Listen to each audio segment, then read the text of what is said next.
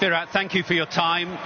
The game can be a confusing one at times. Yesterday, cloud cover, floodlights on, 2 wickets fall. Today, bright blue skies, no clouds, 8 wickets fall. How do you explain that? Basically down to scoreboard pressure. You know, we knew we were always up against it when you get out under 80 in the first innings and the opposition puts on such a big total on the board. You're always up against it. But I think we did really well to stay in the moment yesterday.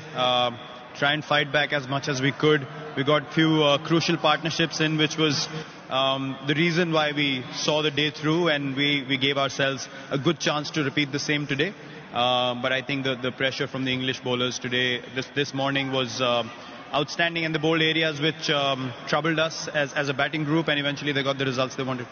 You referenced the first day there, obviously, which is where the game was shaped, 78 all out. How do you reflect on the events of the first innings? Well, quite bizarre. It can happen in this country. We know that, batting collapses happen every now and then. It was quite bizarre, as I said. We thought the pitch was good to bat on. The ball was coming on nicely as well.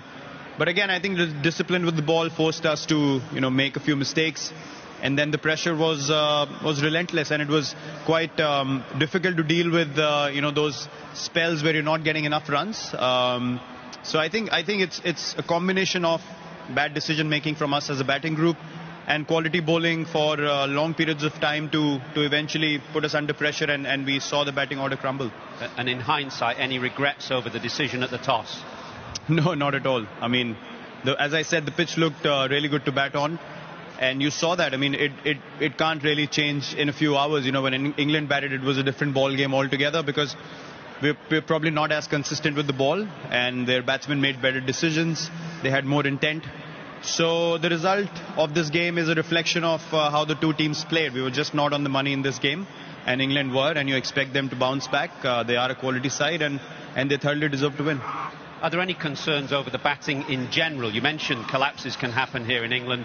You had a bad one in Australia as well, events like this morning. Looking at Rishabh Pant, particularly at number 6, 90-odd runs at an average of 18 in the series. Are you worried you've not got quite enough depth for English conditions? Well, depth, you could say that. It's an argument you can have from both point of views. I mean, it's basically the top order has to give enough runs to the lower middle order to step up as well. You can't expect the lower middle order to step up every innings and bail the team out. I think we did pretty well in the first 2 games. So when you have an innings like that, you don't really dwell too much into it, because the second innings we did much better.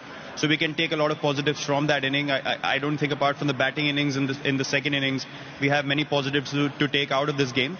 But as a batting group, we need to stay, close and confident. Even after that 36, we bounced back really well. And we didn't really think about what the batting order is doing. We rather thought what the team needs, and individuals to step up every now and then. Obviously, you try and do the best you can. But you also don't want to expose guys into situations where every game they have to bail you out. I think it has to be a balance between the two. You mentioned after the first test match that the template of the 4 seamers, 1 spinner balance was something you would look to do in the series. We go to the Oval next, which reputation-wise is the one that suggests it might be the flattest and most spin-friendly of the conditions. So is that something you could possibly look at? Well, that depends on the pitch. I mean, we have to obviously assess the surface that we're going to play on. Forecast is something no one really knows in this country, so you can't really focus on that. But it all depends on the pitch, how much moisture, how is it going to hold up for the 5 days, and our decision will be based on that. But I think this template works. If you're consistent enough, then that 4th seamer, the pressure from the 4th seamer, especially when you lose the toss and you have to bowl first, that comes in very handy, because when you have 2 spinners, you can only attack with 3 seamers, and then the spinners are into play on a fresh wicket on day 1. So you have to analyze that and take the best 11 possible.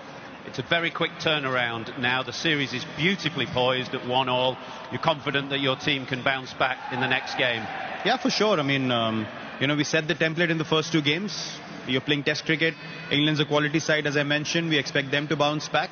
And we've bounced back many times in the past, especially when we are in this position. We know the things that we need to improve, and we will take a lot of pride in trying to correct those errors and coming out again in a few days' time at the Oval and executing our plans like we know we can do, and we have already done that a lot of times at this level, and something that we are looking forward to.